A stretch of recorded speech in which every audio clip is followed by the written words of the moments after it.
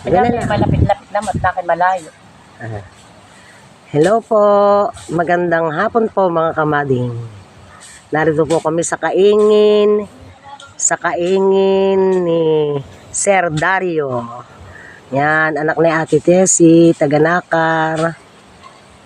Pinapahawalan po itong kanyang area at magpapabahay na po ng bungalow. Ito po siya. Kilala po ninyo si Sir Dario tumalikod. Yan po ang manager ng PNB. Yan. Ang pinamerienda po sa amin ay dranghita. Ayun po naman si Ma'am Nisa. Sabi ka naman na yan. Di ba natatanggal ang ano na yan? Yung imik. Aba, hindi naman. Pagka tatanggalin mo, di lalagyan natin ng sounds. Maganda yung talagang personal. Yun ang gusto ni Ate Meta. Personal vlogs ni Kamading. Hello, darling. Ayan po ang aking agom. Siya po ang nagtatabas. Baka matabas mo yung mga puno ng kwandiyan. Wala, naroon sa dulo pa yung Ng halaman. Abukado. Tatamnan po namin ito ng mga abukado, rambutan, durian na mabaho. Ayan. Masarap pala ang durian. Nakatigim ako. Kaya amoy utot. Ayan. Namumunga na po ang kanilang dranghita. Ayan. Wah po, maraming pinagkainan.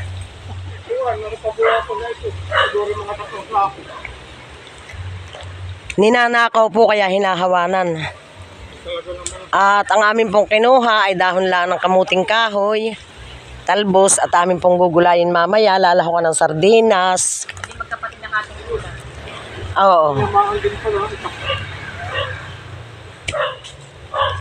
Oh, ayan po ang naaani, oh. Dranghita. Citrus. Yan po, oh. Ito po yung hanggang doon pa sa dakuro ng niyog. Hanggang doon pa pala sa dakuro ng niyog ang tabasin. Niyog na mataas? Oo. Kakaunti na po pala naman ang tabasin, oh. Kakaunti na rin ang papadiran ni Sir Dario. Oh. Pag ito'y napadiran, ay wala nang makakalusot dito. Saan kayang hollow blocks niya? Libong hollow blocks, hindi daan. Ginapangan na po ng mga bagin ang naku, ay wag mo ugain at ito pala maraming hantik. Marami pong nangangagat.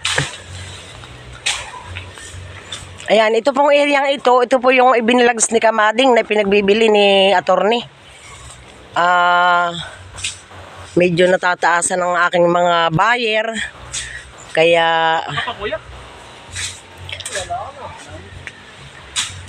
po hindi pa magustuhan. Yan. Tatay, bakit hindi pa tinaga itong isang puno? Ito Ito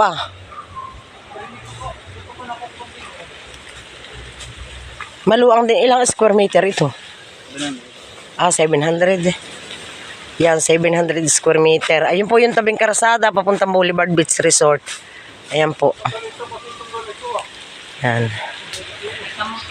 Saka yung kahoy, ano yung kahoy na mataas na yan na parang kalalawan? Yan. Binunga. Yan iba pa yung takip asin. Yan. Lagi pong nakatalikod yung aming sir. Yung may-ari nito. Ayaw po siyang humarap. Yan po yung apo ng Silverio Morelia at yan po ang talagang kamukha ng aming Lulu Tata. Yan. Si Sir Dario. Sir Dario Berey.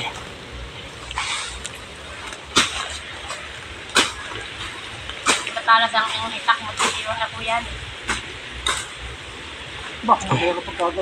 Masama namang spray ng pandamo. Napayat daw lupa. Ayan. Yan pong mga kamuting iyan ay iniubsok nung ilang taon na ay hindi nagkaigi at natubigan. Oo. Walang naaanit na tubigan. Kasi pag nagpabahay dito, kailangan itambak. Oo. Tatambakan. Kasi parang may... Tapos medyo mataas, oh. Yung kabilang yun na baka isang halop lang. Ay, ang nagre-request dito yung anak ko, yung babae. Saka talagang dapat ay may bahay. Tahimik dito. Maganda. Doon nga sa amin tahimik di. Maingay lang pagka yung merong mga nagiinuman sa kabilang bahay. Ayan, ang nagtatabas po yung aking agom. At nagpapaupa ng pambili ng sardinas. Aywa, ang naging sambalilo na yung puno ng dranghitay ko na. Mga ano na, damong gapang. Ilang puno ang inyong tinanim? 8. 8 punong abokado? Ay wala pa, hindi pa naaabot. Nasa na nga yung puno ng atis tatay? Abang pala. Yan, sila po may puno na ng atis. Yan po ay hindi tanim. Yan po ay dala ng ibon. Maiging lahat dito tumubo. Sa kalalaaman.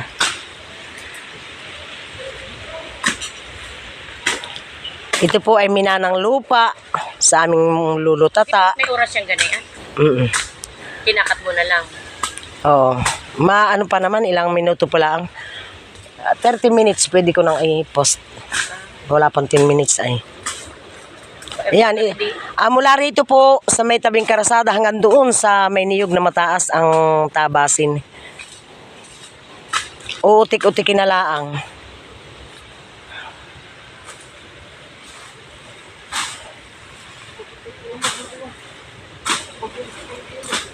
May gilang at walang ahas.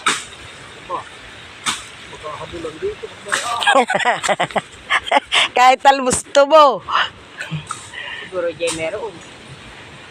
Kaya ito nararamdaman na hindi. Yan po ang kamukha ng aming lolo. Yan. Si Beryong. Ganyan-ganyan ang yung lolo. Oo. Sabi ni Ate Tisi, nung daw siya naglilihi, ang tinitingnan niya, mukha ni Mama. Mama ang tawag namin doon, Mama Beryong. Silverio Morelia. Ayala naman talaga pati ang humuwad ng yung kanyang ano ng mukha. Saka yung kinis niya. Si nanay naman ay. At para lang kami makahingi ng piso sa Mamang Beryong, magpapahinguto. Lalaki yun, lolo. Oo, Lolo Beryong. Magpapahinguto, ang gagawin naman ng Ate Edith ay magsusuyod ng buhok. May makukuhang isang kuto. Ilalagay doon, ipapakita sa lulo. O, sa lapi. Pag nakadalawang kuto, piso.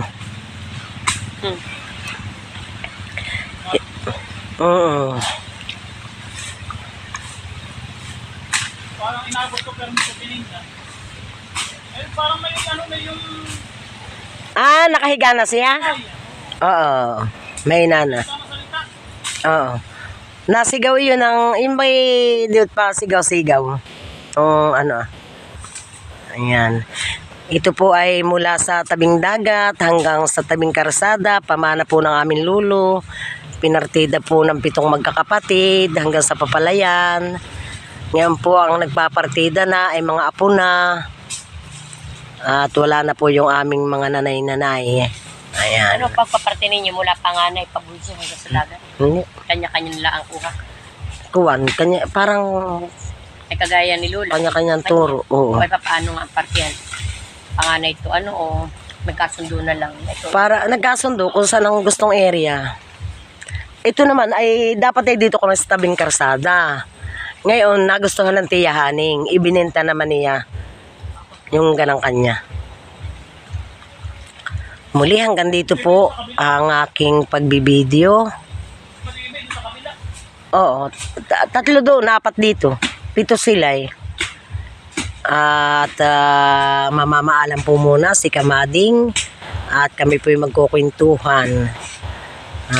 Maraming salamat po. Ingat po tayo palagi. I love you all.